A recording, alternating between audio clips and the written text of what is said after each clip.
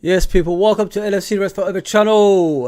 Today I've got a special guest, Mr. Ryan from For the Reds. He's got a brilliant channel over there. He's an outstanding person as a human being as well. So let me bring him in, and then we could talk about what's happening in the game versus Wolves. Which is a late review, but it's got to be done, innit? It's got to be done.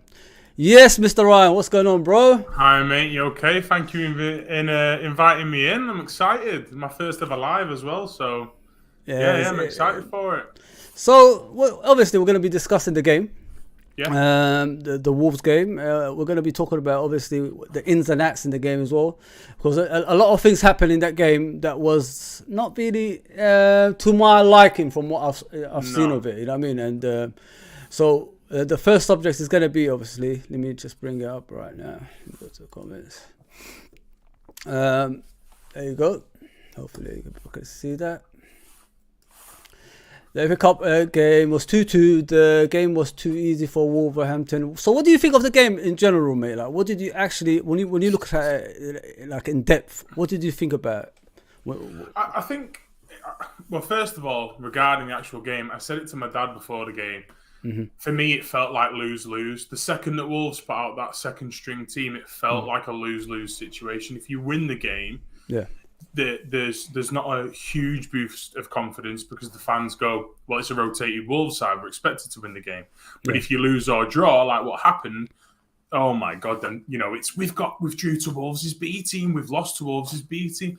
So going into the game, I felt like it was never a win-win situation for the Reds. Yeah.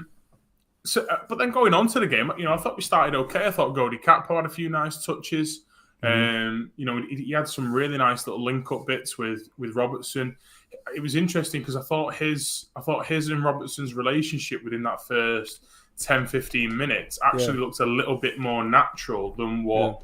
Robertson and Diaz's relationship has looked like. So that's definitely one to watch, and it's an exciting one. But as far as the game, go on. Carry on. I was just going to say, as far as the game goes, like I said to you last night, mate, it felt like 10 minutes in, fans are smashing it. Atmosphere's good. You were there. You'll be able to speak about that, you know. And it felt like, right, this is where the Liverpool teams of Klopp's era, we strangle teams to death when the atmosphere is on us, and the goal is inevitable. It's coming. Yeah. You know, and then the fans start to quiet down after 10-15 minutes because your lungs can only do so much. You know, you start to naturally sort of like, you know, quieten down. And oh my God, mate, what happened? Like Wolves got a little sniff, and we just fell apart. We just lost the plot. I honestly think we've got a lot of work ahead of us. I looked at the players, like in general. I think, in my opinion, I'm not blaming anyone. I think these players have reached the targets they've reached, and that's where it's ended now. Yeah. And this is why, like, I was upset after the game. But the more you look into it, when you're actually live in the game, you see more than you would because you will concentrate on certain players in the game, see how they're performing. It's sort of like, you know, the camera focusing on one and the other team. You know what I mean? Like when you're watching from home. So I decided to go up there and just to check out the players, what they were doing, like what's wrong with us? Why are we like not performing the way we usually do? Then I saw a lot of gaps in the middle. I saw a lot of gaps in our defense, and people forget, like, Wolves. This is Wolves' second team. You know what I mean? It wasn't their first team. They had Eight Nori, who's been their backup rotation / left back all season, playing left wing, and he nearly scored. And he did. And then you look at that, like he's bypassing our midfield, he's bypassing our defense, and getting opportunities on the goal. Then you think to yourself, is this the team we was like you know, the tight? Where is that gone? That team that's tight, the team that fights for everything, the team that's, you know, all together as one. Yeah. Then after the game, you just realized, like, we haven't got the backroom staff anymore like we used to have. You know, the Michael Edwards. Now we lost Mark Gordon. You know what I mean?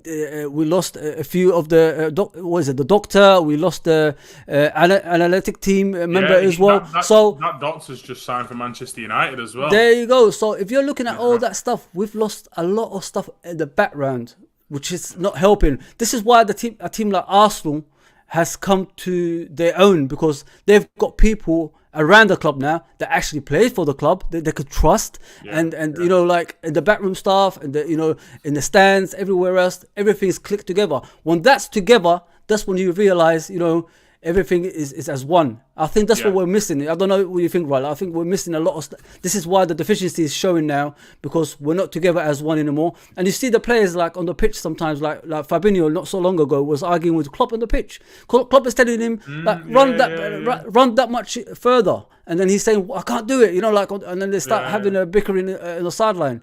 It shows like we're overthinking things and we're overdoing players that can't do it anymore. That's how I see it, Ryan. Well, Paul Joyce did an article today, didn't he, saying that before anyone starts, Jurgen Klopp hasn't lost the dressing room or anything like that. He said the issue is the team has hit its decline, and you now have a manager who's asking players to do the same things that they were doing 4 years ago. Yeah. All right. Now, obviously, you have natural growth anyway. So, you know, you get older, things don't happen as quick as you want them to. It's fine. We all understand that. What happens is when you play for a Jurgen Klopp team as well, you age even quicker because your demands that you go through. For 3 to 4 seasons, we set most distance covered, highest sprints, you know, highest kilometers. We were top of those charts. Not for one season. We were top of those charts for 3 to 4 seasons.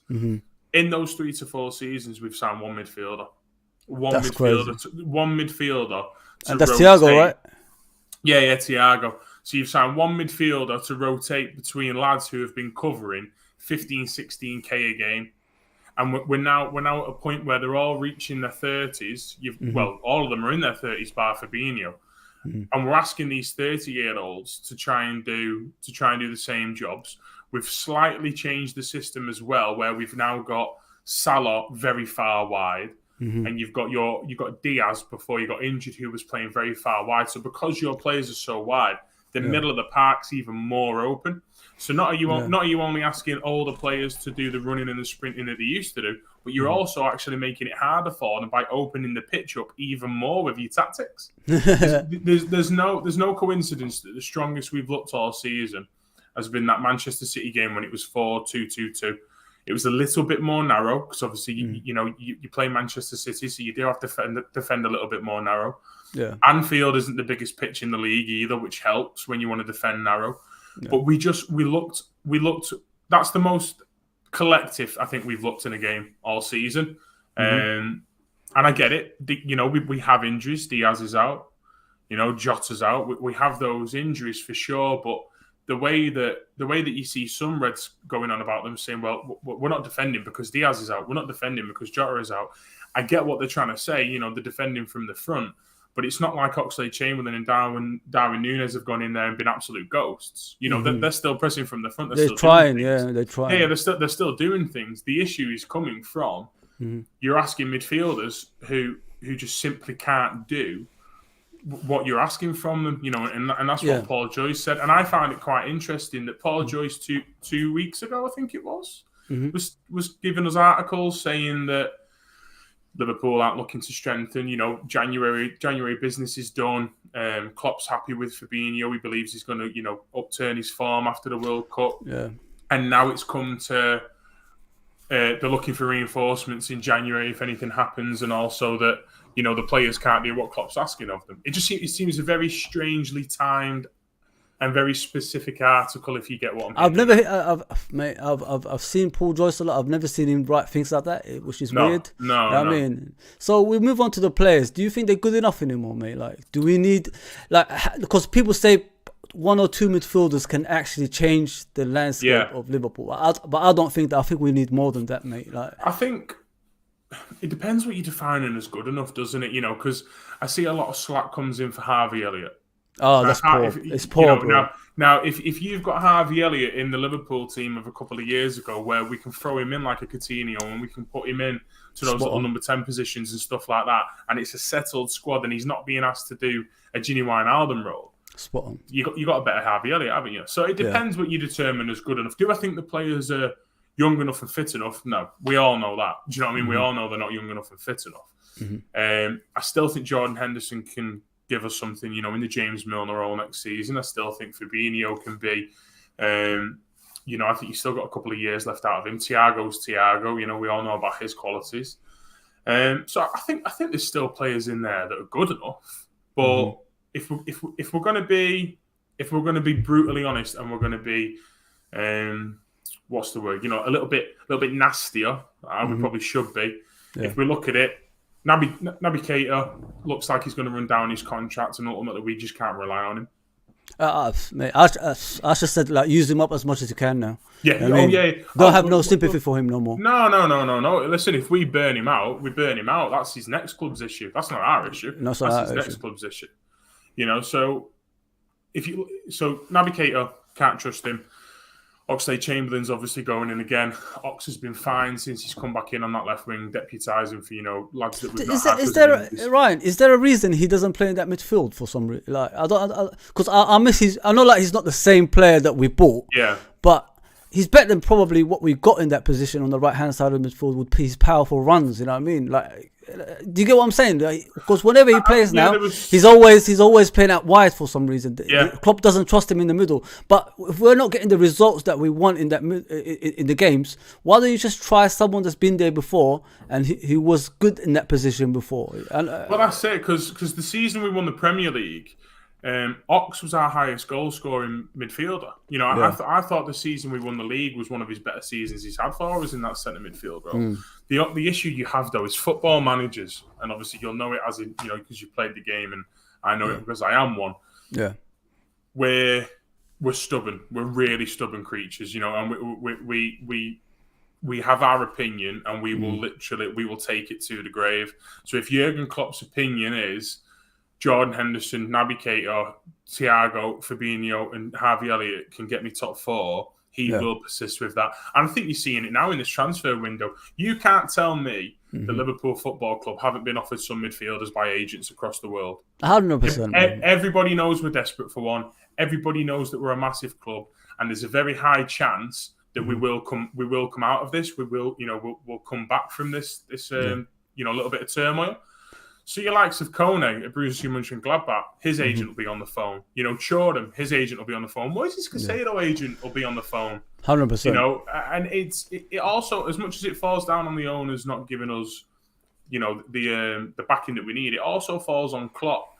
And they are these managers that they're creatures of stubbornness, and he believes his current midfield is clearly sufficient enough to not be spending a lot of our budget.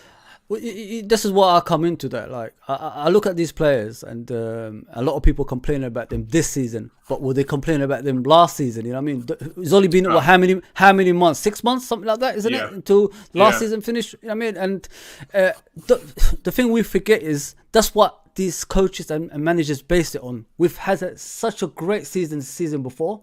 We was only 2 trophies away of completing the quad, and if we've done that, we probably would have been the greatest team that ever lived. You know what I mean? Because of that's never done before. So these are the same players that actually did that. Don't you think to yourself, like, maybe they're tired? Maybe the legs it's just reached a certain level, and they need help from other avenues to get going again. Because look at this. If you look at some of the players like Robertson, Trent, they had a few rests, didn't they? We took them out the limelight for. They come back different players. Fabinho. Like before that game, I don't know what's happened to him in the Wolves game, but before that game, he came back like different as well when he had that little rest. You know what I mean? So maybe this is what these players need. Can you imagine if they had competition for places and someone pushing them from behind, how that levels will go up? You know what I mean? Instead of like staying in one position. That's it, mate. There's definitely, and I made a video about it just before the World Cup break, saying that I think the World Cup could save our season. It ain't quite worked out that way, but. But it did feel like that. It felt like the likes of Fabinho needed a little bit of time off. And the definition of burnout medically is physical and mental, just exhaustion. If you have gone all the way to the Champions League final, the League Cup final, the FA Cup final, played every game in the league, you are going to experience burnout regardless. And then we also had a tour around Asia that was planned early. Now, Liverpool Football Club didn't plan that commercial tour with the thought of the quadruple in the mind. Do you know what I mean? You plan that because of revenue of money. Yeah, of course. So that didn't help. We all know that. But where I will defend those fans who say it's more than just burnout, there has been a World Cup break where we went to Dubai for 4 out of the 6 weeks. Jurgen Klopp said he did a lot of work. There was no media access. Likes of Redmen TV, Anfield Wrap, they didn't get any access like they usually do. Wow. There was no Paul Joyce, there was no James Pearce, there was nothing like that. It was Jurgen Klopp and his men in that training camp. And we've come back and it's just what were they doing out there? Were they playing chess? Yeah, he did say like we needed that break to like refresh and refocus. And he said it worked. From what I've seen of the press conferences, he's been before the actual games we played. You know what I mean? Yeah. That's what he said. Anyway, Endsman's TV says big up to obviously us. Aziz says big up guys. Andrew says good chat, big up lads. Thank you. Yes. Gents. So in regards to what Klopp said after that, obviously that tour they done around Asia. Yeah. He did say we refreshed, we refocused. Things could be different now. They didn't come back any differently, mate. Like it's got even worse because at least before the break we was on a run. I think 3 game. Yeah, we had a little bit of form. Yeah. So 3 game run. I think we won 3 in a row, and we played a different formation as I remember as well to what we're back to. Because sometimes I look at Klopp, mate. I don't know about you, Ryan. I look at Klopp like every single time we take a break, we come back like different. Like we don't come back with the same intensity like the football we played normally. It's just like it's interesting. Yeah, it's interesting you mentioned that because there's always a spell. It tends to be the FA Cup. We tend to go out in the FA Cup 3rd round. Yeah. And the season we won it is the only season we've got through it. So when the FA Cup 4th round comes away, if you remember, he takes us on warm weather training camps. Yeah. And we come back from them, and we, like you say, we just look like a different team, Fuzzy. You know, and it ain't worked out this time. Where I will give him a little bit of the benefit of the doubt, it's not like he's come back and had a fully fit squad to pick from. Yeah. You know, Oxlade-Chamberlain's had to come in and play left wing since literally the Man City game where he was due to start, and obviously he was ill. Yeah. We've had Thiago, who's had to play every single game since we've come back from the break. You had Hendo, who got concussion, who personally I thought played a little bit more like his old self against Aston Villa in spells on that right midfield role. Yeah. You know, and Fabinho, since that second half of Man City, has slightly improved. I think Fabinho's drop-off last night comes from the fact, again, of playing too many games. Playing Aston Villa, Leicester and Wolves all in a row. Because we can't on one hand say these players are too old to do it, but then also say, oh well, we need them starting every week. Yeah. You know, you can't have the best of both worlds. It's either you have an old midfield that constantly keeps rotating, or you have a younger midfield who can be a little bit more consistent within their performances. Whereas we've got an old midfield that's trying to play like consistent 26-year-olds. And he's always the same personnel. That's the problem, isn't it? Exactly. It's time we change that personnel and not change it to the extent like they have to go. Change it to the extent like they've got someone behind them that's going to give them that extra motivation to stay in the team. Because I put this question to you, Fozzie. If we were to rock up tomorrow at Brighton with Fabinho in the 10, Fabinho in the 6, Thiago left centre mid, Caicedo right centre mid, do we beat Brighton? Yes.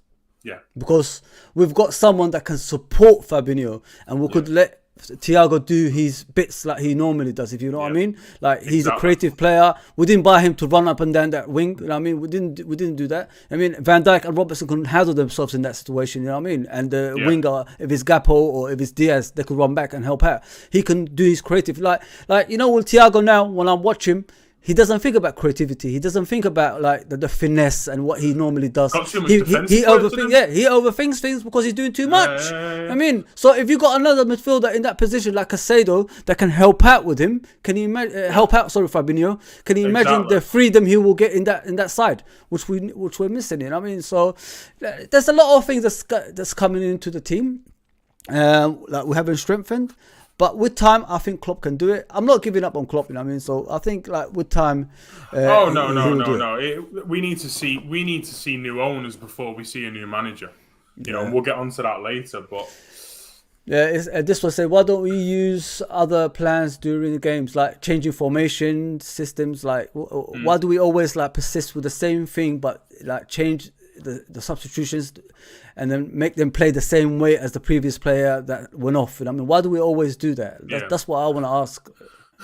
I think it's again, it comes back to those managers being creatures of complete and utter stubbornness. When you see it in the relegation battles all the time. When managers are struggling, it goes one of two ways. They either go bonkers and they start trying 3 at the backs and 4 strikers and mental things, or they stick with what they know because they're so afraid of changing things and and putting new requests on players already during a tough time. Mm-hmm. Now, what I will say though when it comes to that is, I've not seen us throw a 4-2-3-1 in there. I've not seen us sit 2 midfielders in there and put 4 attackers on the pitch, because Klopp as well recently has mentioned that the defending from the front hasn't been good enough. All right, fair enough, that's sound. But your midfield isn't good enough to play a 4-3-3 anymore, and you're asking three attackers to go and press 4 players. Yeah. Why not? If you don't trust your midfield, why not match it up? Why not go 4v4 up top? Sometimes what I say, Ryan. Sometimes, sorry to interrupt me. Sometimes what I say is, why don't we shock teams? You know what I mean? Why do we have to persist with the same formation they're expecting? Can you imagine, like, we come into a game and shock them with a different formation, different personnel, or something like that? I know we haven't got enough personnel, but just something different that will say, "Oh, damn, we didn't prepare for that." You know what I mean? At the end of the day, mate, this isn't a Jurgen Klopp team that we all know is inevitably going to win the game. Nah. This isn't teams rocking up to Anfield where they're happy if they get a touch of the ball. This is anyone who rocks up against us has a little bit of confidence coming into the game. It's any team, I completely agree. Yeah, I completely agree. Why not throw a 4-2-2-2 or a 4-2-4 or a 4-2-3-1? Yeah. Like if we look at the formation here, let me show you. I just put it up. If you look at the formation we use here, it's persistent with the same. Can you see it? Yeah. Mm-hmm. I hope you can see it. Yeah. So it's always the same thing we're doing all over again and again and again. Before the break, we had these 2 play here, and we had, I think it was a Bobby here, somewhere here. Like it tended to be Bobby, didn't it? Yeah. Or Elliot had slightly push in. Yeah, so that's what we had, like, and we was actually winning. We was doing all right, you know what I mean? And now that Klopp does what he normally does, he brings it back to this. And listen, this personnel, if you told me like in the beginning of the season playing the 3 in the middle, I would have taken it. I would have taken it in the other week, yeah. But the thing is, he hasn't got the legs to run back.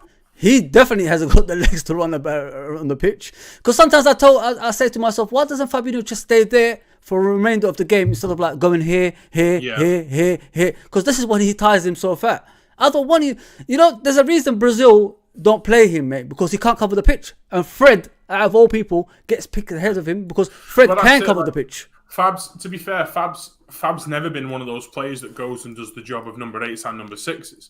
The time of when Fab was the best in the world at his job was when he would sit behind the 2 number 8s, and anybody who got past Wijnaldum, Henderson, Milner, he'd then go bang. Intercept it straight away. Yeah, he'd go and get them. Whereas now we're pulling him into positions where it's taking him half of the game to get into those positions. Yeah. And by the time he gets into those positions, the lad's tired after his 15 yards. You can see he's out of breath. I was there the other day. He was out of breath. Because we've bred him as a player this past 2 to 3 seasons who makes 5-yard, 10-yard little sprints, bang, intercept the ball, play, bang, intercept the ball, play. Now we're going, right, Fab, we need you to sprint an extra 10 yards and we need you to go and win the ball higher up the pitch, whilst also getting older. Paul Joyce's article makes pure and utter sense of, we're asking players, because I'm not going to lie, it feels like this season we've put even more demand on the midfield whilst they're getting older. Especially the season they had last season, you know what I mean? With all those games they played. Exactly. And I get, again, coming back to those stubborn managers, I get why he thinks it's going to work again. I get why after the Champions League final... It's called insanity, isn't it? It's called insanity. I mean, you keep persisting with the same thing that's not going to work. This is the thing. It is coming now to borderline insanity. Like you say, the definition is persisting with the same things and expecting a different answer. It's never going to happen. Yeah, different result. it's not going to happen. But what I do find interesting is that Paul Joyce article that we spoke about before and the timing of it. I don't know about you, Fozzie, but to me, it feels like it's come from someone else in the club and not the usuals. You know, I if I'm going to be brutally honest, in my honest opinion, I think the manager, after wearing his New York Yankees cap, has given I was just about to say that. Yeah. I think he's given Paul Joyce a little phone call and said, "Listen, I was promised a midfielder this January. I was promised some investment. I ain't getting it. I need you to put these choice words out." If I'm going to be brutally honest, I think that article's come from the manager. Yeah. I think so as well, man. I 100% think. Well, I'll continue with that, but I'm talking about this formation. What formation would you play going forward? Because the personnel that we got on here right now can't do that formation anymore. So what would you do? So, let's talk about the Brighton game then, yeah, because obviously that's our next game. If I was rocking up against Brighton tomorrow, to think that we can go to Brighton and Thiago, Fabinho and Henderson are going to be able to harass Caicedo and McAllister, then that is the definition of insanity. Right? That ain't happening, right? That is not happening. We have to sacrifice the fact that Brighton are a much better team than us at the moment in their current form and their current confidence. Yeah. So if it was me, Fozzie, I'd sit, and I know this is going to sound pretty mad, I'd sit Fabinho and I'd sit Naby, all right? So I'd sit them two. Yeah. And I'd put Thiago in the 10. Yeah. I'd put Gakpo left, Salah right, and Nunes up top. And the reason I would put Thiago in the 10 is that's his old position, isn't it? He used to play there before. Yeah. I think our best chance is winning that ball in that Brighton, in that Brighton defensive third. So you have it like this, something like that. Yeah. And then Henderson would swap out for Naby, because I think what you have then is you have Naby and Fab who can cover those little 5-10 yard sprints. Thiago against Wolves made 6 tackles, which is more than our entire midfield who was on the pitch at any given moment combined. Yeah. If Thiago can go and nick those blind passes the way that Bobby used to do, off the likes of Caicedo's feet and Gross's feet, I think we've got a much better chance. If Brighton get past our front four with the way they can keep the ball and the energy they have, you need that extra protection. So if you're 100% right, because it's here is the issue. You know what I mean? So because let me bring it up again, like what I've done earlier. I'll go to the comments in a minute, mate. There's a bit of comments there. So I'm gonna swap. Where is it? This guy. When this guy was here. Si, senor. When this guy was here, there was no overrunning us in the midfield. I'll tell you why. Because when they used to be like this, he used to come in deep, help out over here, intercept the ball, pass it back, intercept the ball here, pass it back to Fabinho or the back line, and then run forward. The counter-attack starts, and then everybody goes forward together. We outnumber them in the box, and then we get the goals. Now, our striker stays there, which is obviously Nunes. I think Nunes has the legs to do that, but I don't think the manager's asking him to do it, because he runs over here, he runs over there. So what I need Nunes to do now is drop deep when we haven't got the ball and help out here. Once the other team gets the ball, we've already stopped the attack, but going over here, because as soon as the ball goes over here, it's a mess. Yeah, it's a goal. This is the thing, and this is what Bobby gave us. Brighton's first goal. The corner that it comes from, Thiago clips the ball to Nunes' chest, right? Clips a straight one, 30 yards into Nunes' chest. Not been able to bring it down, fair enough, whatever.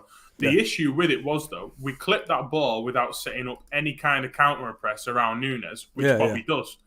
So what you also miss from Bobby is that counter-pressing from the final third when we lose it. Brentford won the ball in the box, played it to their centre mid to Wissa, in behind, corner. It was in their box. It went from their box. It went from their box to our box in 3 passes, guys. Like that was never a Jurgen Klopp team ever, and it comes from not having that counter press. So let alone our pressing system at the moment. The counter press, the thing that we used to live from. I remember the season we won the Champions League and the season we won the Premier League. Yeah. We used to get branded as a long ball team, if you remember. People used to say, "Oh, we're a long ball team. We just knock it to Mane and Salah." We're boring, Yeah, no. What we used to do is we'd try and find those in behind balls, and if it didn't work, we used to set up the counter press around that to win those second balls expertly. And if anyone can find it or anyone can link it in the comments or anything like that, if you can find that image of Thiago's pass to Nunes, you would. Oh, it's mental, mate. You've got Fabinho, you've got Ox, who's our left winger, who is stood literally next to Thiago, so he's 30 yards away from Nunes. You've got Mo Salah hugging the touchline because that's what he's being asked to do, 30 yards away from Nunes.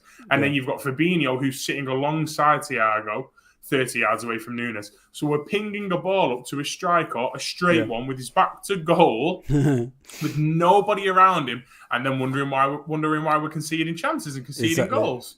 Exactly. Crazy, mate. Crazy. So let's look at this guy. It says, one tree, I regret watching it. Listen, you don't have to watch me. I mean, I'll bring this as to myself and to the people that actually want to watch. It's nothing to do with you. If you don't like to be here, dislike and unsubscribe. I don't care.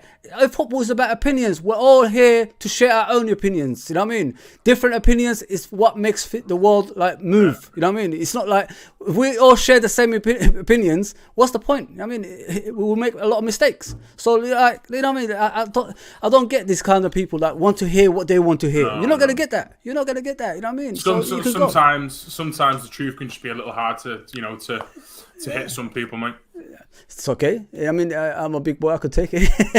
As he says, I agree with some of these players need to have proper time off and rest. Some of these performances can't be justified through Fabinho in the last game. Yeah, so listen, Fabinho, at the end of the day, we've already discussed about him. It's just one game too many, isn't it, Ryan? It's just one game too many with him. It is, mate. It is. And what Ryan said is we need to go back to this because of the personnel we got. Have one striker and have one behind him, you know what I mean? And that would be Thiago playing here, and probably you say Naby and Fabs here? Yeah, that's what you want? I think so, with Thiago's tackling abilities this season, I think the higher we can get him up the pitch, the miles better. Do you like the personnel like this, or do you want to change a few things? Do you want to go back Gakpo here, or...? It'd probably be Gakpo for Ox. No disrespect to Ox, I just think, you've made a signing. The lad's coming in because he wants to improve Liverpool. He wants to try us, fire us into the Champions League. Yeah. Let him get out there and let him go and try and do it. Do you know what I mean? But I think with the personnel we've got, I do it. And you said it before, Foz, about the definition of insanity. That is exactly what it feels like. It's the same formation. It's the same system. It's the same tactics. It's the same.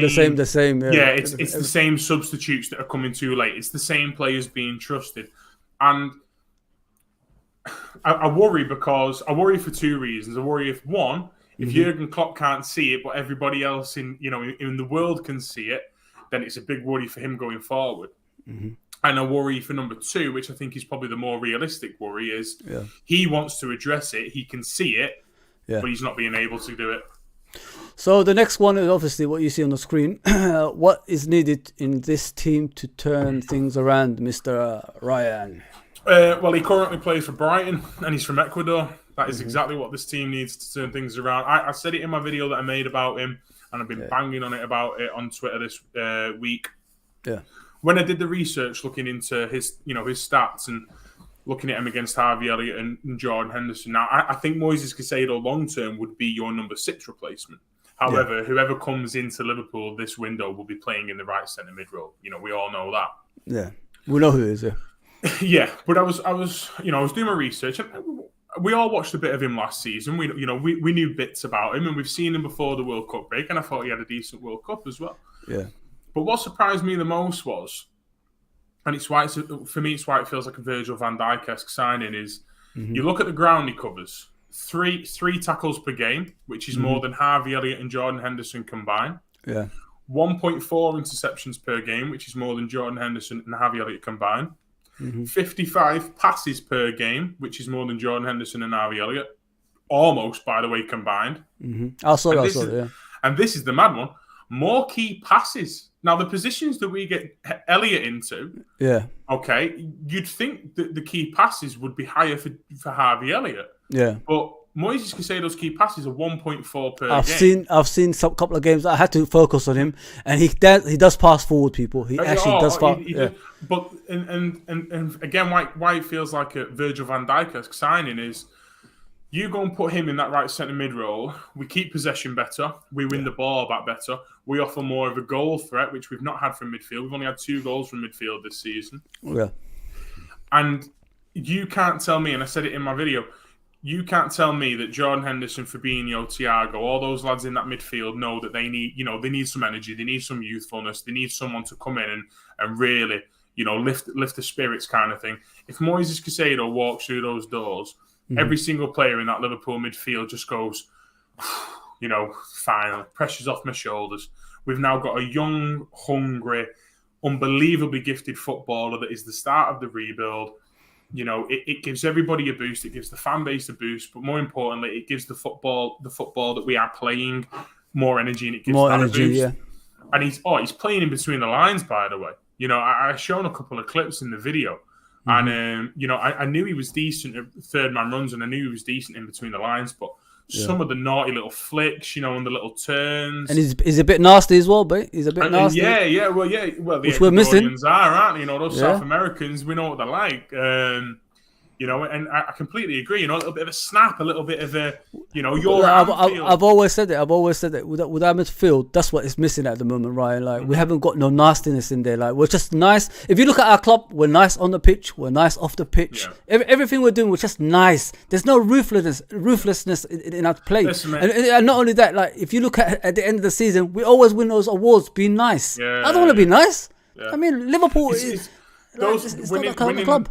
Yeah, winning those stats is fine if you're winning trophies in football games. Yeah. If you're not, then you need to see some fight. At the moment, coming to Liverpool, it's like playing us in Stanley Park. There's no longer this is Anfield. There's 2 goalposts out on Stanley Park. Should we go and have a kick around against Liverpool? Do you know what I mean, guys? Yeah. Like, Moises Caicedo comes in and you've got him and Thiago winning 4, 5, 6 tackles per game each. There we go. Now we're back at Anfield. You know what I'm saying? Which we need. Yeah. Liam says, it ticks on points, lads. Thank you very much, Liam. Thank you, Liam. It says great stream as well. Much appreciated, man. So I've got one we've got to move on to, which is the new player. And everybody knows who it is, Mr. Gakpo. I think a lot of people have said things about him. Yeah, it doesn't make any sense, but you know how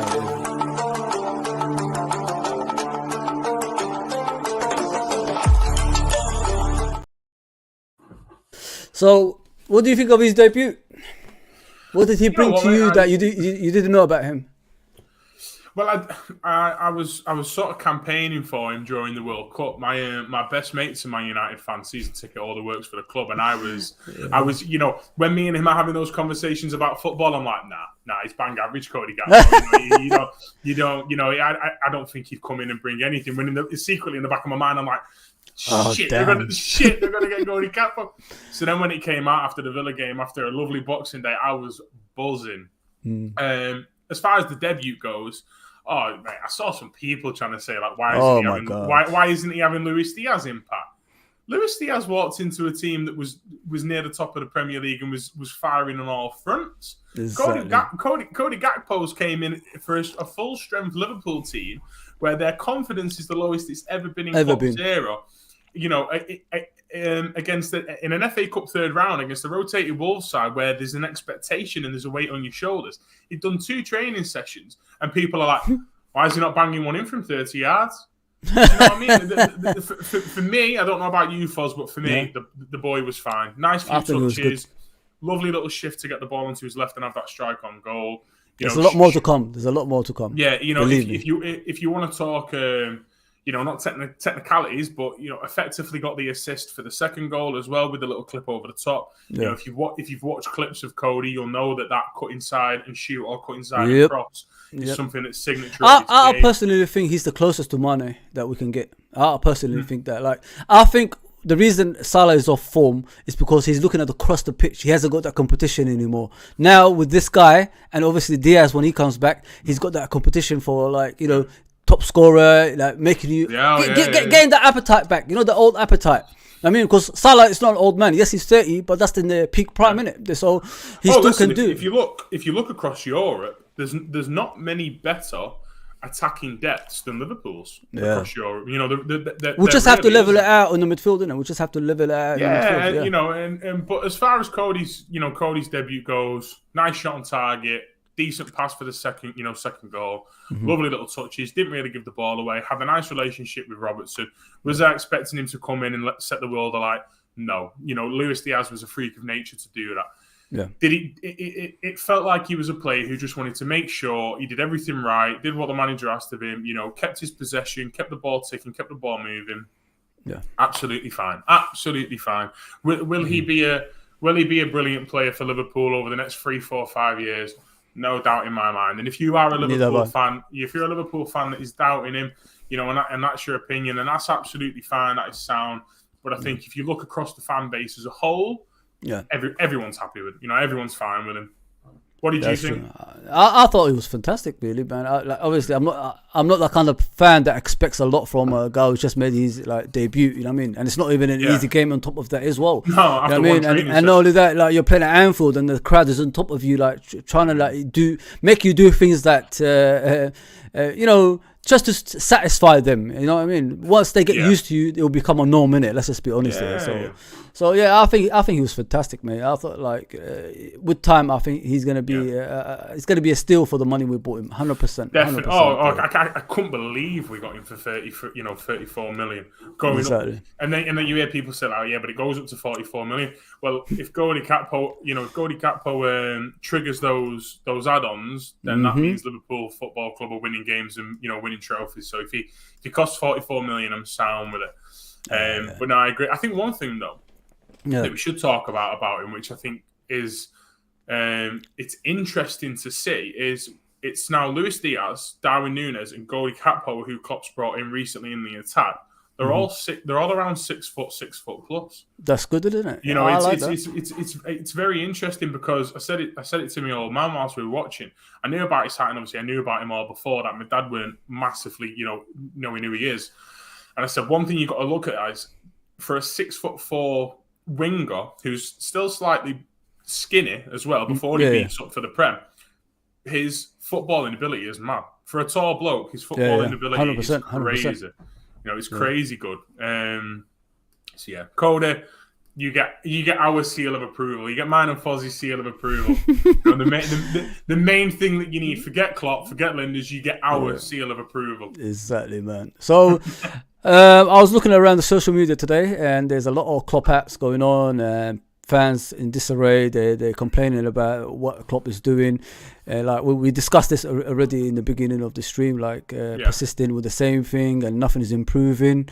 And they're looking for a new manager. And when you ask them for a solution, they don't bring any bright ideas because there's no one better than Klopp other than Pep Guardiola. So, what do you think of this Klopp business that's going on around social medias at the moment? I know they don't play football. If their opinions counted, we'd probably become like Chelsea. So, I mean, it's one of them. I never want to dismiss someone's opinion. Like we said before in the show, everyone's entitled to their opinions, and 100%. I don't want to be one of these top Reds who, if you're not fully supporting everything that Liverpool Football Club do, if you don't think our groundsman is the best groundsman in the world, then you're not a Liverpool fan. Believe me, I am not like that whatsoever. However, there is some opinions that are so talk sporting, so left field to just get people, to just get clicks, to just get views. And this feels like one. You're asking the best manager we've had since probably your Pazers and your Shankleys. Yeah. The bloke who has worked, because this is what people forget when they're asking for Jurgen Klopp out. Fair enough, whatever. If we didn't have Jurgen Klopp over the last 7 years, with the investment that FSG put into the club, I reckon in that time scale we'd have had about 2 to 3 managers. Let me ask you a question, Ryan. Let me ask you this question.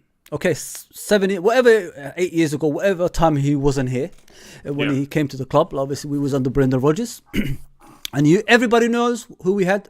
Like Balotelli's, Lambert's, all these players that should never wear a Liverpool shirt. Let's just be honest here in the first place. And some players injured, and and we sold Sterling, etc. So if someone offered you in the next 7 years, you will win every major trophy possible, and you might miss 1 or 2 years after that to rebuild the team, would you have taken it? It's at that point in time where we were, I think, 110%. Does that mean that opinion should continue for the next 7 years? No, because in I said 1 or 2 years, maybe one. Because you got to look at it like everybody's basing us on Manchester City. We're not Manchester City. We don't have unlimited funding. We will never have that unlimited funding unless we get owners like that. You know what I mean? The reason, Pep Guardiola can correct his mistakes by signing top quality players. We can't. Man City signed a player for £100 million who was and he sits on the bench, flopped, and nobody bats an eyelid. Nobody bats. But Nunes always gets a bollocking. But that is the spending power they have. They signed a Calvin Phillips for $50 million, and the manager's coming out saying he's overweight. That is the spending power that you're competing against. So when these people ask for Klopp out, and if that's your opinion, and you can back it up with. Well, I believe Klopp should go out because of X, Y, Z, and the genuine reasons. Fair enough. But those who are just saying Klopp out, he is the sole reason we have competed with this Manchester City team. He is the sole reason that we have not been all bored shitless watching the Premier League for the past 5-6 years. Look at the bigger picture, people. Let me say something to you right now. Yeah, look at the bigger picture. Can you imagine, like, if Klopp had finance like Pep Guardiola, where will we be? Look at it this way. 1 point can turn into 5 points, can turn into 6 points with a little bit of ambition in the team. You know what I mean? That's the only narrow stuff we need. Just turn those players into helping the team out, like getting some more refreshments in the team. Pep Guardiola, like I said in the beginning, he corrects his mistakes by getting the transfers he wants. Klopp has to go underneath and work it back up again, which is frustrating a lot of people. I agree, it's frustrating, but it's not his fault. It's the ownership we've got. And now look at that ownership. They went to the baseball game the other week. They got booed. 2 days later, they signed up a new contract. Was it 300 million on a player? $32 million over 11 years, which is obviously $3.32 million a year. I mean, this is what we're facing. You have to get your ass out of your chair. Sorry, I had to describe it. And go against these owners, because this manager doesn't deserve these owners. He deserves more. And what he's doing with the limited resources that we have is nothing short but remarkable, in my opinion, mate. We've got less finance than Arsenal. Less finance than even Nottingham Forest have spent this season more than us. All these teams have spent more than us. But we're still competing with Man City on a regular basis. Yes, this season we have dropped off, but we will come back again. He's done it before. Everybody talks about his rebuild. If he hasn't done a rebuild, but how do we know if it's not going to work if he hasn't tried it? How do we know? He has this. Look at the players we had when he came. Useless players. Change them. Bought hard-working players in the team. Teams that fit his system. Then what happened? We won every trophy that's available. So you got to think about it that way. You got to think before you say Klopp out and things like that. There's a bigger picture around this. Like we discussed in the beginning of the stream, a lot of people have left the club. We still haven't replaced them. And not only that, the owners want to sell. They're still there. So we're still facing that hurdle. And if you look at the season we won the league, Ryan, we haven't progressed because pandemic happened, because injuries happened along the way. Because if you buy players when those injury players return, you got a squad that's overstacked, so you can't get rid of them. We can't even get rid of players now. We're struggling. But that's it. People are wanting, wanting us to sign 3-4 players a window, and I can get that because that's what we need.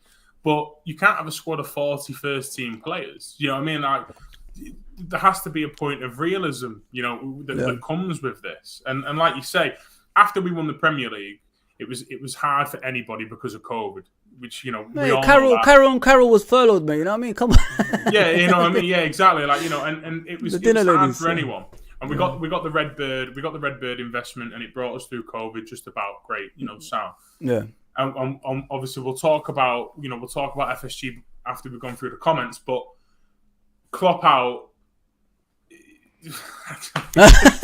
That's my reaction to Klopp out. It's you know strange. what I'm saying? It's strange, man. Like they don't look at the bigger picture, man. Like like how we got here. What's the reasons behind, us not spending and all that stuff. You got to look into it, man. Like we was about to progress to not even the season. Like we had those injuries. Like we was top of the league until January. If we bought a decent centre back, we might have actually won the league. You know what I mean? And I think Man City won the league by 86 points, as I remember. It wasn't even that much of points. It was a low total, and we wanted to sign.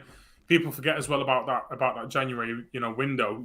Yes, we probably didn't do enough, but we tried to sign Ibrahim Konate and it didn't work out, so we had to wait till the summer. We had to wait. But we'll talk about that later. So do you want to go through the comments? Yeah.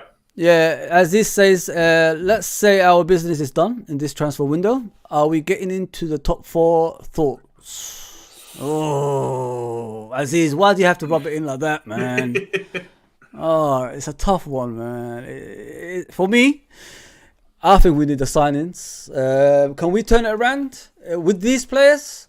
If everybody comes back fit, like as soon as possible, like Jotas and Van Dijks and etc., we'll have that glimpse. Because if you look at the top 4, they're not too far ahead of us anyway in the league. So no, 7 points. Yeah, I think the only worry with that is though our fixture list, and I don't know if you want to get it up maybe in a second, Foz. Yeah. Our fixture list up until the end of Feb, early March, when we get those players back, is a bit of a worry.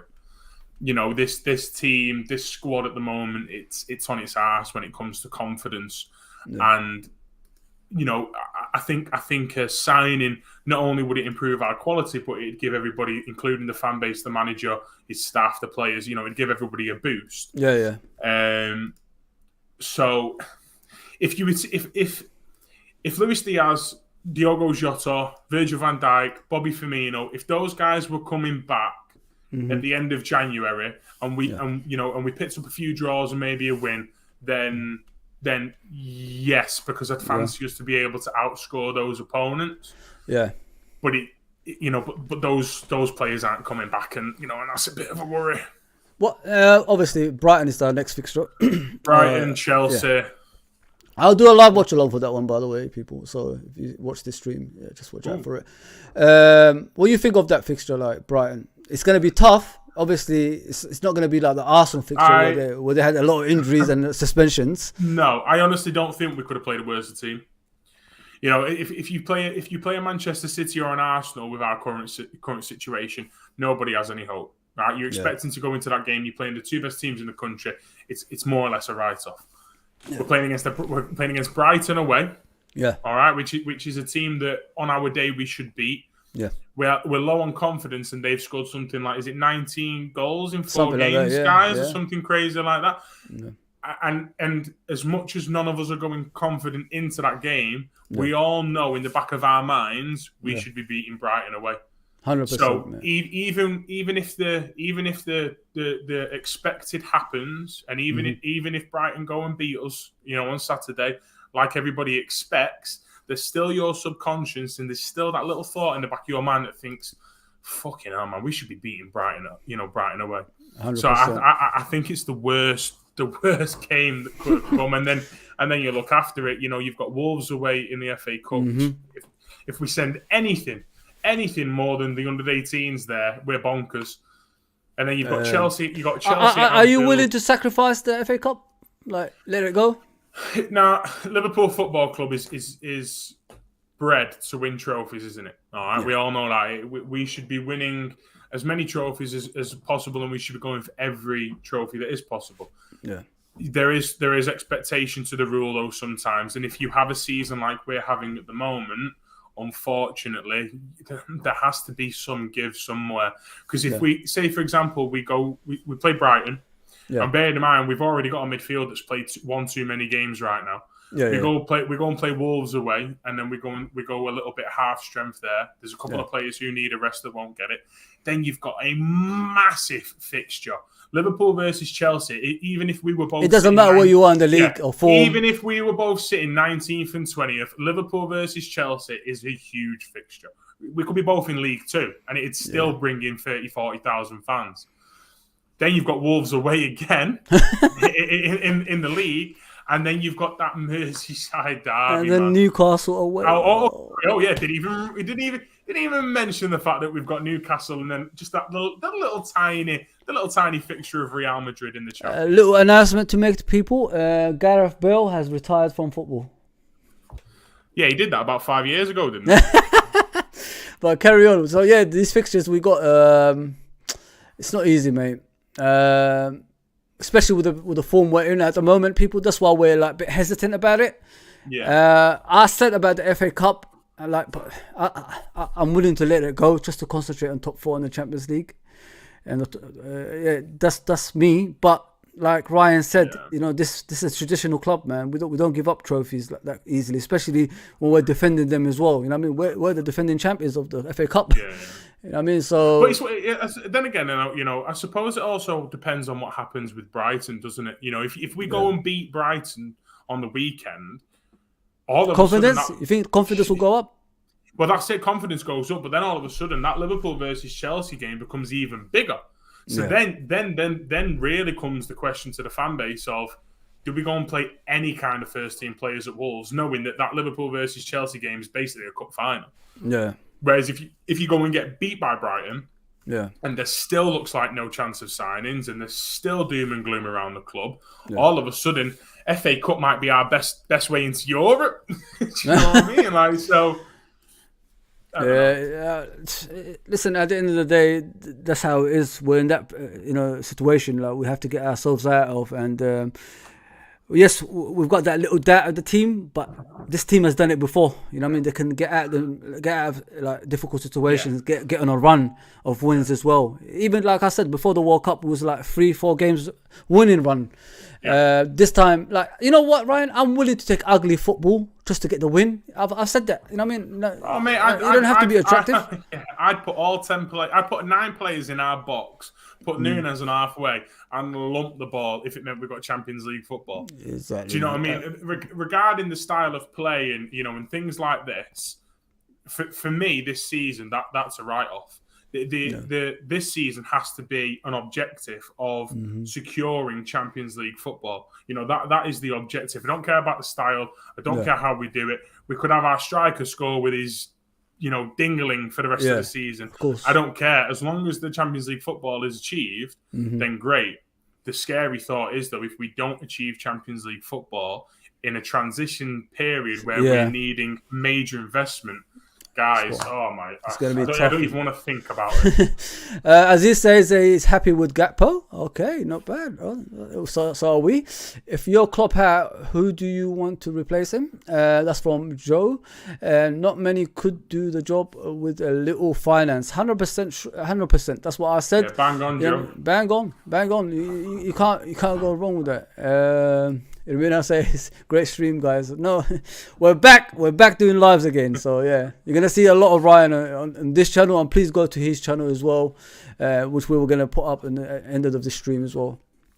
So where are we? Alrighty then, let's go back to the... Alright,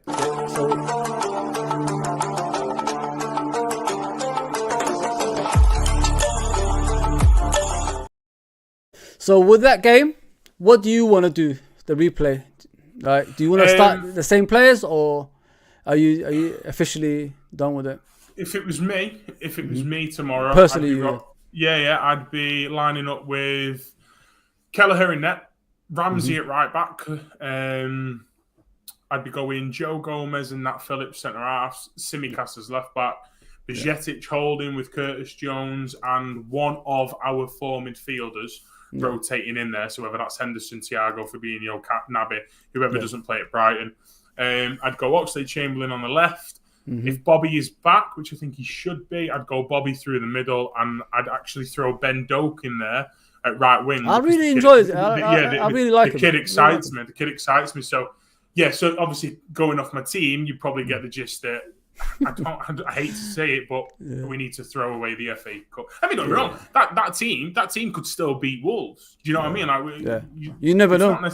It's not necessary because what you got to remember is as well is it'll be a similar Wolves team. Wolves aren't going to go full strength. No. You know, they're in a worse position than us. They're fighting for their survival in the Premier League. So when we're talking about, you know, they played a rotated side anyway, knowing they had 7 days rest, let alone having only 2 or 3 days rest. They will play literally the kids. So I won't be surprised if it's just an under-18s fixture, to be honest. But you know, that'd be my take. What about you? What would you do? I said like in the beginning, I know a lot of people will hate me for it. I think we've been there. We've done it last season. They've got the full trophies in their cabinet, like in terms of club football. Let's just concentrate on the Champions League and the Premier League, man. Let's just listen. There'll be another season when we're fully strengthened and we could go for FA Cup and League Cups. You know what I mean? Don't write us off on the Champions League, by the way. Especially if we make a signing. Do not write us off in the Champions League. 100%. This is Liverpool Football Club. Mm-hmm. So are the owners getting away with ignoring the club and what it needs? What do you think of that? Like, what can we do about FSG? That's the whole point of it, mate. Well, there's been a movement, hasn't there, on Twitter this past 24 hours. Mm-hmm. FSG out now is now trending, and FSG out is trending just behind that, I think. So there is definitely a movement within the fan base, and I think more importantly as well, you're now seeing bigger fan pages and bigger channels like ourselves who are supporting that.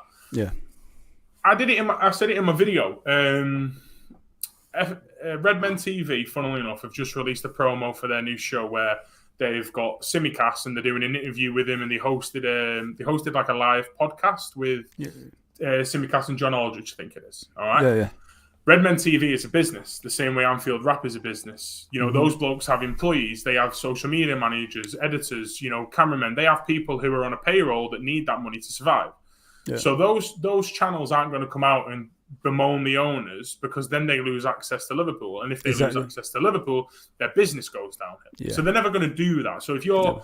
And I agree with some of the things that John O'Sullivan says on Twitter, and I think he's a sound bloke. But if you parade it that much that you're thinking those big channels are going to go and start bemoaning what is effectively their bosses, that ain't going to happen. However, like I said in my video, you can make it clear that you are not happy with the current state, whilst also respecting the owners. Nobody's asking you to come out and say John Henry's a dickhead.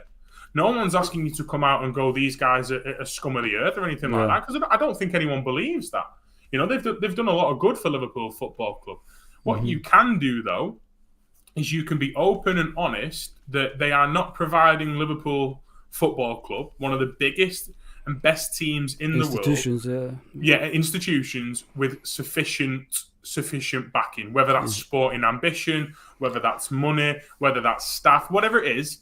They're not providing enough for us. And in 2019, when we won the Champions League, we outgrew Liverpool Football. Sorry, they outgrew Liverpool Football. Sorry, no, we outgrew FSG the season we won the Champions League in 2019. Yeah, their whole way of sell to buy and use financial fair play to their benefits. Yeah, that disappeared when you then become what you are trying to achieve. If we're going to be perfectly honest, Jurgen Klopp has been the best and the worst thing to happen to FSG.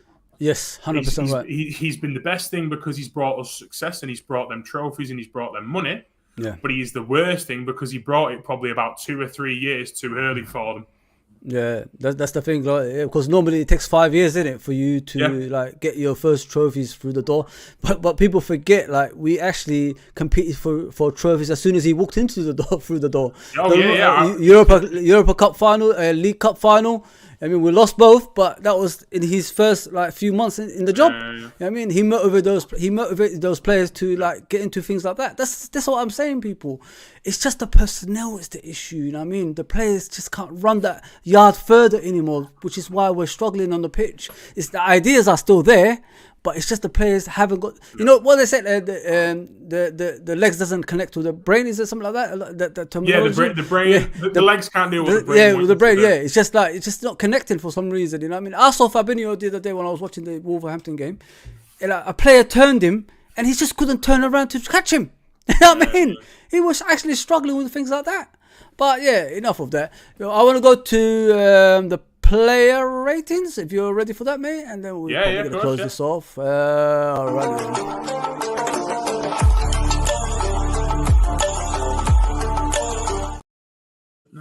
So we will start obviously with the goalkeeper. I think all the bad players on the pitch have connected with Alisson at the moment. I know, yeah. You know what I mean? He's doing the same thing as them now. They're all rubbing off on him. I'm telling you, mate. Like it's weird. Like I was thinking, like, bro, the guy is was it orange they're wearing or something? Like you can see him, and you're kicking the ball to him. Yeah, the lads at Anfield agenda were like, he looks like a big tangerine stood there, and you've managed to find. Listen, Alisson Becker probably, along with Jurgen Klopp, has that level of respect. Of respect in the bank. If Alisson gets a 1 rating for this game, then I'm not bothered. I'm not going to be trending hashtag Alisson out on Twitter anytime soon. Put it that way. He's had a bad game. To be fair, it's probably his turn to have a bad game. The rate we've been going at. So yeah. Mm-hmm. As he says, we can with these players, I think, but they need to be on top of their game, which is unfortunately wasn't the easy. Which wasn't the case recently. Yeah, 100%, man, 100%. The players will listen. Like I said, like Ryan said as well. We need finance in this window, like in players. If we don't get those players, it's going to be a long season, in my opinion. Anyway, I don't know about yours, right? But I think it's going to be a long season. No, I think if we're going to be realistic, we can't do it without a midfield signing. I mean, we need more than a midfield signing, by the way, for the rebuild and to go forward. Yeah. But this next 3 to 4 months feels like it's absolutely crucial in the future 4 to 5 years of Liverpool Football Club. And not signing a midfielder would just be pure negligence. As he says, we have new signings: Gakpo, Diaz, Nunez, Salah up front, of course, too, but definitely need to improve in defensively. Like the defense is the issue, isn't it? Like, but the thing is, with us, with Liverpool Football Club people, if we haven't got that, collective as one, like going forward and going back, and everything like connecting as one, because we're not a team of individuals. We never was under Klopp. You know what I mean? No, we used to be the Gerrard days and things like that. That was a team of the individual, but now we are a collective, and if that doesn't connect as one, this is the struggles you're gonna get. You know what I mean, Ryan? So this is what's happening at the moment. But yeah, what do you give Mr. Alisson rating wise? He still pulls off a couple of good saves in the game, but you can't give the ball to their strike for the first goal, can you? Let's be honest. So off that, I'd probably give him a 9.9. But no, you know what? I think it's his worst game. You know what I mean? He's got to be lower than that. I mean, it's probably the first time he's made a mistake like that since his first couple of months at the club when it was Leicester away. Yeah. That's how consistent he's been for us. But I think. I'd go a 3 at best. I think a 3 is probably generous. I think a 3 is probably going to be generous. What do you think of Robertson? I thought a better second half. I thought second half he showed a little bit more energy.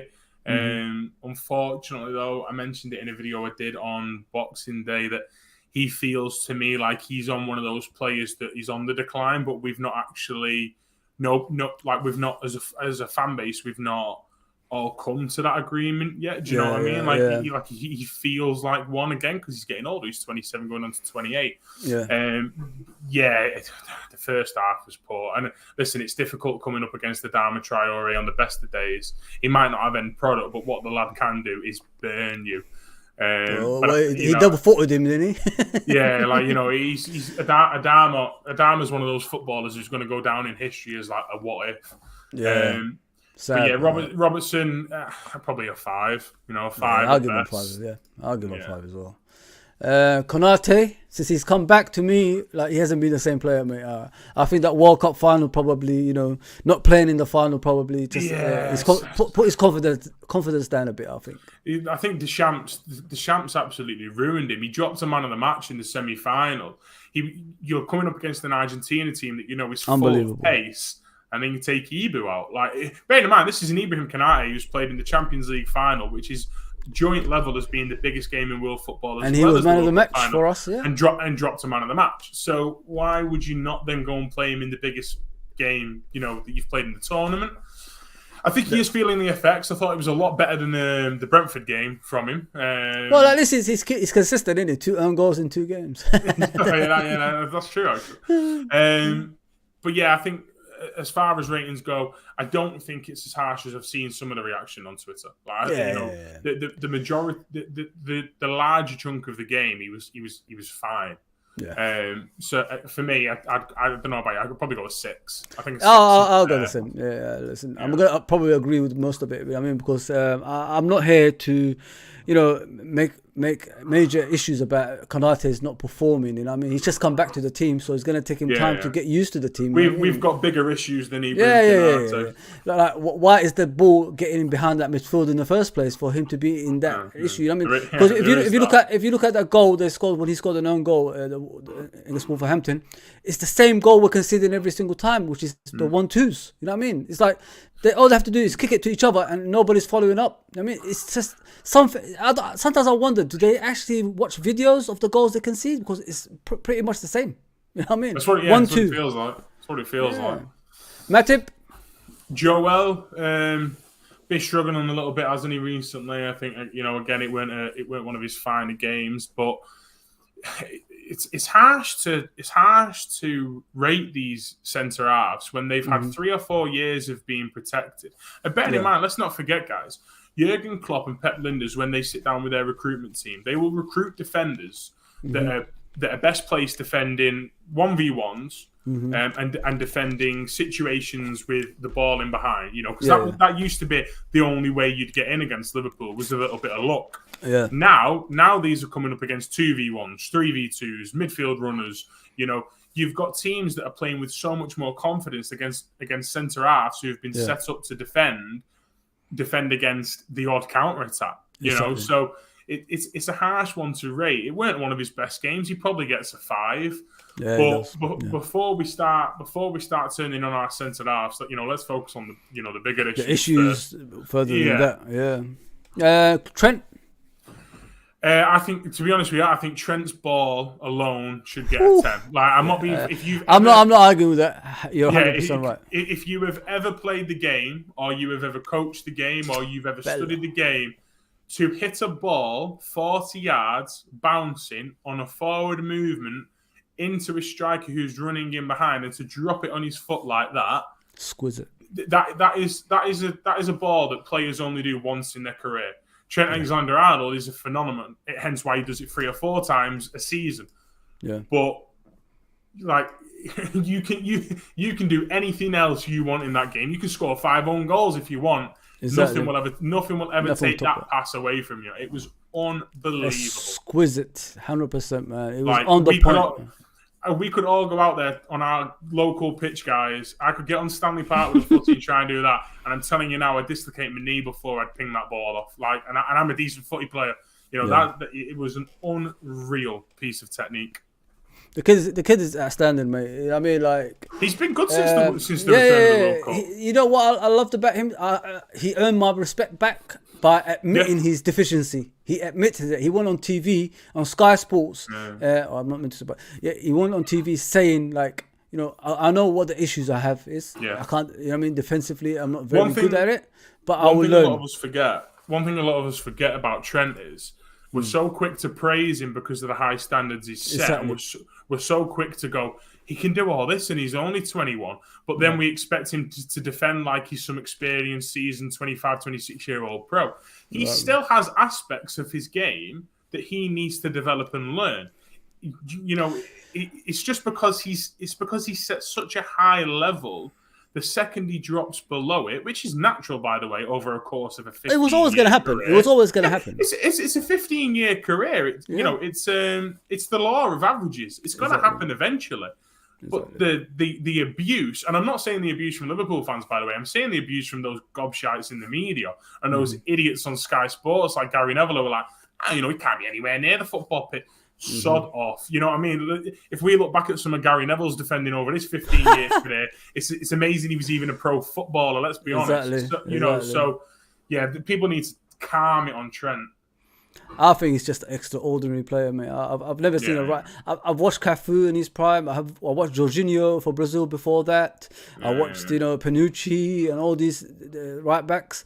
I think that what this kid does is amazing. I honestly think. Look, I love Cafu. Cafu was good attacking and things like that. But I've never seen Cafu do what Trent does on the ball. I've never seen that. And don't forget, people. Cafu wasn't the best defender in the world either. Like, he even admitted it. He said, "Why is people having a go at Trent? If Trent was Brazilian, he said he would have been the right back for Brazil." That's what he said. Yeah. You know what I mean? So and that's the highest. That's the highest compliment you can get from one of the best right backs to ever play the game.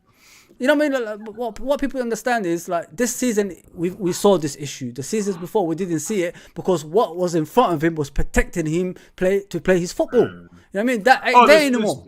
There's been some of them where he's been 2v1 a lot of times this season on the wing, and people are being like, "Well, why can't you deal with that?" You could put any defender in world football in a 2v1 situation, guys, and the likelihood is going to fall with the players who simply outnumber the other player. Exactly, bro. You can't ask for the unrealistic, and then when you don't get it, scrutinize. It doesn't work like that. It's crazy, mate. What about Fabinho, mate? What do you think of Fabinho? I'm not going to slander him because I think since coming back from the World Cup, I've been personally. I've been pleased with how he's done. I think it was just one game too many for this forever aging midfielder. So because of that, he probably gets a 5, but it's not down to solely him, if that makes sense. Exactly. Henderson. Should we talk about that cross? It's going to be difficult. Should we talk about that cross that he did? I swear it's only just come down now. In matter of fact, I think it's just landed in my back garden. That cross that he did. Oh my Lord. Mate, when I was in the stadium, people, I thought you were going to catch it. Yeah, people like think I'm calm like the way I am. I think the crowd sometimes look at me, what a weirdo guy. But I just go mad sometimes. I think to myself, guys, you're better than that. I shout it in the stands, and everybody just looks at me thinking, what's wrong with this guy? But if I don't share my emotions, then I'm not real. You know what I mean? So that's the way I am. No. With Henderson, he hasn't got the legs anymore. I have to admit it. I've been defending this kid since he came from Sunderland when Kenny Dalglish bought him. I defended him when he played on the right side. He tried to make him to Ray Houghton. I don't know. I know you're younger. In the 80s, we used to have John Barnes on the left, Ray Houghton on the right. But Ray Houghton was the inside right. He wasn't like out right. He used to come inside and get a lot of goals. So that's what Kenny Dalglish tried to do with him, and it didn't really work out. But I understood why it didn't work out because the kid is not that type of player. And then I persisted with him. A lot of people wanted him out, and I said this kid will come good. Like, he might not be the best player in the world, but successful teams always needs players like Henderson around them because it's what they do on the pitch and off the pitch that counts. Mate, you know what I mean? John Henderson lifted the Premier League trophy for Liverpool. That's all that matters. That is all that matters. Is his time come to the end in the sense of being starter week in, week out, and being able to drive this team to trophies? Yeah. If we're going to be honest, and it's horrible to say because he's a captain. He's my captain. He's the captain of the club I love, and I love Jordan Henderson. Yeah. But as always with anything in life, it comes to an end. And Jordan Henderson probably last season should have took the James Milner role. Exactly. Next season, he definitely has to take the James Milner role, unfortunately. Ryan, read that one, mate. What was it saying? Ryan, for all we know, Alisson might score that winning header again this season that will secure us a top 4 finish. Defo not Alisson out. Never, mate. Never. I'll be honest with you, I was actually going to debate in my Wolves team putting Kelleher in net and putting Alisson up top. Crazier things have happened. You know what, Alisson, I've noticed he's got flat feet in it because it takes him a while to kick the ball. I've noticed, he's always moving weird. He's got them goalkeeper feet. Definitely got them goalkeeper feet. It's weird. They all have it. All goalkeepers have it. The wife is saying, "Big up, Ryan, man." So big up to you, bro. Thank you. That's my wife, Oh, that's your missus. Yeah, that's my wife. Oh, you poor soul. You have to cope with Fozzie every day. I'm telling you, mate. So what do we give Henderson? It's got to be a 4, hasn't it, for that ball over the top? You know what I mean? But he came down with snow on it. You know what I'm saying? It was so high, man. You know what I mean? I thought he was going to knock the little sign that's on the Kenny Dalglish stand off. He went that high.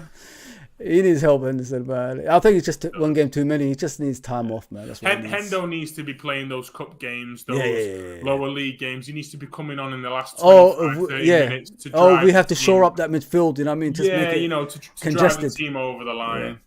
Yeah. Thiago? Probably not one of his better games on the ball. Off the ball, I thought until Mateus Nunes came on, I thought he was okay. I thought 6 tackles in the game. You could see he's doing too much of a midfield job because of the deficiencies we have.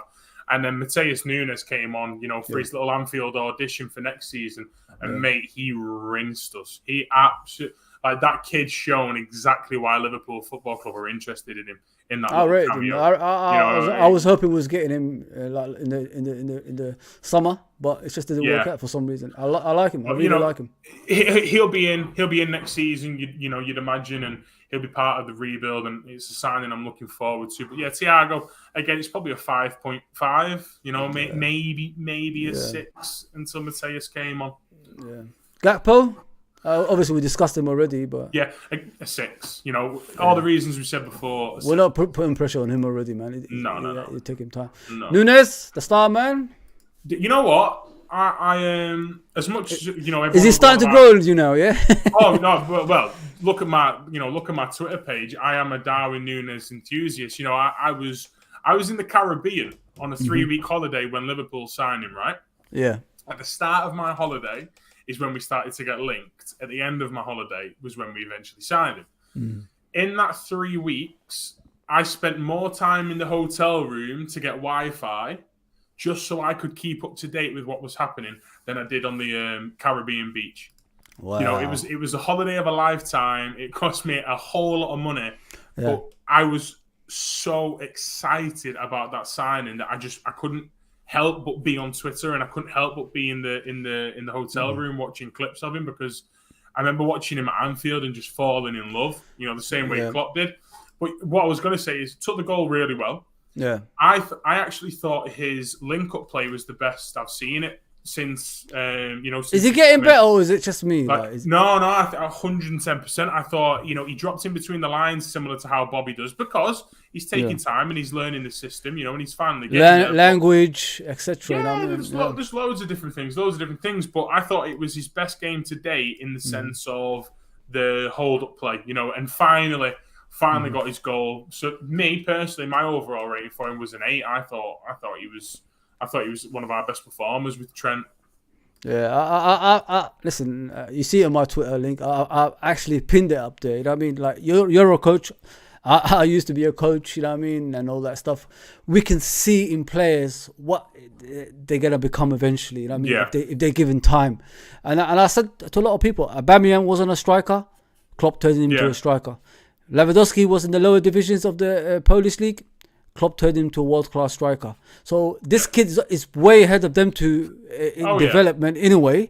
And he's already scoring like 32 goals, I think, last season in 35 games. You have to remember, this is only his 3rd season in top division football. There you go. His first season at Benfica, I think it was 46 games, 13 goals. There you his go. Second season at Benfica, 49 games, I think it was, and 38 goals. He actually had the highest conversion rate across the whole of Europe last season, with 30%. And if you guys are into stats, or you know a little bit about stats when it comes to football, a 30% conversion rate is ridiculous numbers. Exactly. Absolutely ridiculous numbers. Mohamed Salah, Diogo Jota, Luis Diaz, Sadio Mane used to average a conversion rate between 13 to 16%, I think, which is good. 30% is out of this world kind of stuff. And not only that, and he can only get better. You know what I mean? He's not standing still. Exactly. You're playing in a league that's got better quality, better defenders, so you have to goalkeepers, etc. You're training with better players week in, week out, which makes you a better footballer. Darwin Núñez will be absolutely world class at Liverpool. He will be 100%. There's been plenty of signings since I've been a Liverpool fan where you question it. I've been Joe Cole and Milan Jovanovic kind of days. There has never been a signing. Even Van Dijk, I had my concerns reservations. But But Darwin Núñez is the one signing we've made since I've been a Liverpool fan where I am 100 million% certain that he will be world class at Liverpool. Things come with confidence, don't they? Things come with confidence, yeah. man. This kid has got a... You know what I like about him, bro? Like, he doesn't hide. He doesn't hide. Even when things are going wrong, he doesn't hide. He still keeps going. Yeah. He's a brand new player into a struggling side. He should probably be one of the players who is shitting himself and hiding, but he's not. He's trying to grab the game by the scruff of the neck, guys. You know what I mean? He's playing as if Liverpool, you know, runs through his blood. He's unbelievable. I love him. So we move on to Salah. What do you think of Salah? Yeah, took his goal nice. Thought it was a really lovely turn, lovely touch. Again, you're asking a player who's our top goal scorer for God knows how many seasons has just racked up 150 goals for us, and you're asking him to get chalk on his boots on the right wing, and you're taking him away from goal. Like, you know, that stuff's mental. And not only that, it's not like he's a spring chicken. He's not like a 24-year-old, 25-year-old. He's 30 now, you know what I mean? Yeah, you know, Pep Linders in pre-season said we're going to try and unlock more of Mohamed Salah's creative skills. I think he was the highest creator in every season anyway. If I'm Pep Linders, or if I'm any coach in football, and I've got a bloke who can average, you know, 25 to 30 goals a season from out wide, one position. Yeah. What I do is I try and get him closer to those big, tall, white things, not further away. You know, it's a bit mental, but performance-wise, rating-wise, it's a 6 out of 10. You know, it's not bad, it's not great, it's just average. I just think he's missing that competition, mate. Like someone to motivate him. You know what I mean? Yes, the chalk bit I understand, but I don't think in the last few games he's been playing at wide. I think he has been coming inside. But like I said, if someone's not motivating you, like you look across the pitch, oh, this guy's gonna score me today, kind of thing.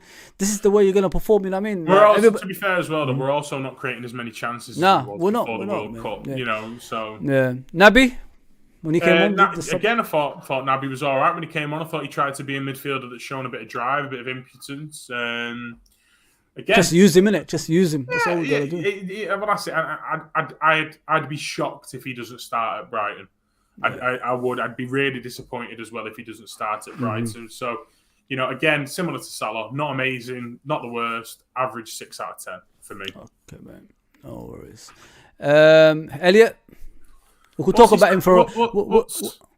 Is Harvey sat on a 4.6 there from people? Yeah. Guys, come on. That's harsh, man. Like, I'm not being funny. I've never been his biggest fan. I wouldn't call myself a Harvey Elliott super fan, but how can you be giving a kid that's so low on confidence, he's 19 years of age... Ridiculous. Absolutely ridiculous. A 4.6. Do you know what I mean? To be fair to him, I probably wouldn't put him on the rating list because... He played extremely limited minutes, and he's not been given 15 minutes. Yeah, you know, and he's been thrown in there whilst we're trying to defend against Wolves at home. No, for me, just to try and get that average up, I'd give him a 7. You know, that is far too harsh from the fan base. I think we lost our way in fans. I'm not critical of everyone, but I think we lost our way. Like we need to. Like how much do you give him? Like how many points? Sorry, I'd give him 7 just to try and boost that average up. You know, like it's with him. I think people need to like look at the bigger picture. Like I said, go back, look back. What's the reasons why he's playing on a regular basis? Go on, look back. Sure, mean he's supposed to be in this club. He ain't in this club. That was our summer big transfer, and it didn't work out. So this kid is being pushed into positions that he's never played before, and you want him to do wonders. I think the Man City game, he played out wide, didn't he? And we put Salah out front. Salah and who was it out front? I think someone else. Bobby? No, Firmino. Wasn't it Firmino and Salah? I think it's Firmino. Yeah, Bobby. Bobby. Yeah, I think it was Bobby. And then we put Harvey Elliott on the right wing. What was scored that game? I think we won in it by Salah goal. So it shows, and he was one of the best players. He was just running up and down, supporting. Harvey Elliott playing centre mid for me should tell you all that Jurgen Klopp knows his midfield's not young enough. And you're forgetting in that game he played with Milner. Milner was a right back, so he supported Milner in that game in his normal position on the right wing. I just think like there's too much pressure on these kids. Listen, I'm not the biggest fan of Jones. I am a big fan of Harvey Elliott. I am a big fan of Carvalho. But the thing is, they're kids. Wake up, people! Like they're kids. It's gonna take them time to be that player you want them to be. Especially especially like what Ryan said in the beginning of the stream. Especially in a team that's low on confidence. If you got confidence, you play football that you've never seen before. If you're low on confidence, this is the type of football you're gonna see. The thing with these kids is they over trying things, they overdoing things. You know what I mean, just to stay in the team. That's one of the things, and the other things just to get these players around them like their confidence up. You know, because everybody's low at the moment, so they do too many things, overthinking things on the pitch. You know what I mean, which is not getting their true, true form, true playing ability on the pitch. You know what I mean, because everybody cries about Harvey Elliott passing back. But what I've seen of Harvey Elliott before he came to Liverpool is passing forward, crossing the ball, getting through balls over the top for people to run onto. That's what I've seen. But he ain't doing that because the team ain't that good. And there's no one running in the box like Ryan said at the beginning. I mean, you got to look into a lot of things before you get frustrated with players, man. Definitely. Oxlade? Again, came on, didn't really do much, didn't have anything to do, didn't have enough minutes. You can't rate somebody really low and harsh because they've not had a chance to do anything. You know, the base rating for somebody who comes on with only 10, 15 minutes to go should be a 5 unless they come 6, on. Unless they come on and score 3 own goals. It should just be a 5 because you can't do anything. Or unless they win the game, then obviously they get a higher, the likes of Ben Doak, Oxlade Chamberlain, Harvey Elliott, Joe Gomez. For me, they're all 5s. 5s, yeah. You can't. I'll give it a Doak 6 because he was like proper direct when he came on.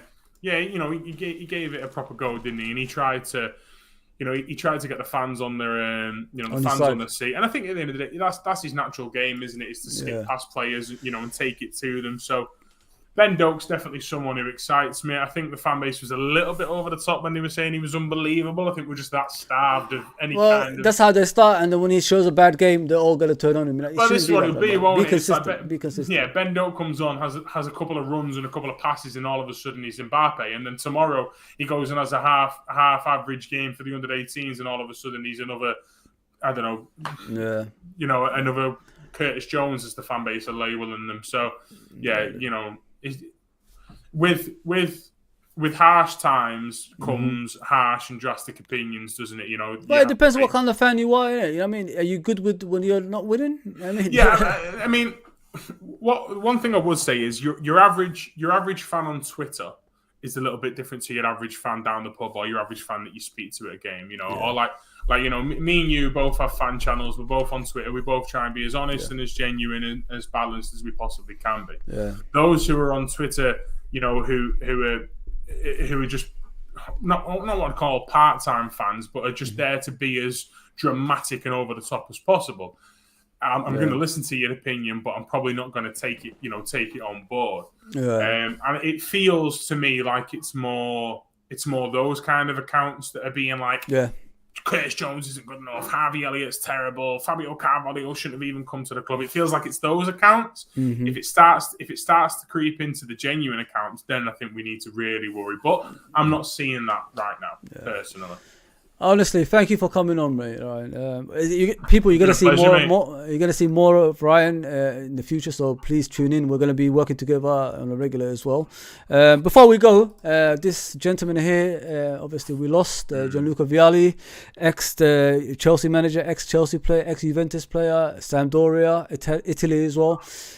One of the nicest guys you see on football, man. And rest in peace, I say, mate. Anything you want to say about him? Do you know anything of him? Well, obviously, I knew a little bit about him when I was growing up as a kid. You look back at, I used to watch Premier League Years, and you'd always see him popping up on Premier League Years on Sky Sports with goals. But I think whenever there's a death like that in football, because football is a harsh business, by the way. Very harsh. I've worked in it. It's a terrible business to work in. To go from Italy to England and to all these different countries, and still everybody say the same thing of what a guy. That's how you know it's genuine. You know what I mean? Like people who have known him and played against him for 5 minutes, and people who have played against him in Italy for years, they all have the same opinion of the bloke was just an unbelievable person before he was a footballer. Yeah. And in the sport of football, I don't think you can get a higher praise than that. Yeah, 100%, mate. As he says, enjoy the stream very much, guys. Oh, thank you very much, mate. Well, look at the time. Like time passed by so quick. We just chat about football, in a general way. You know what I mean, and look what happens, mate. You know what I mean? Can chat about football for hours, mate. I'm sure we will over the next few years. 100%, brother.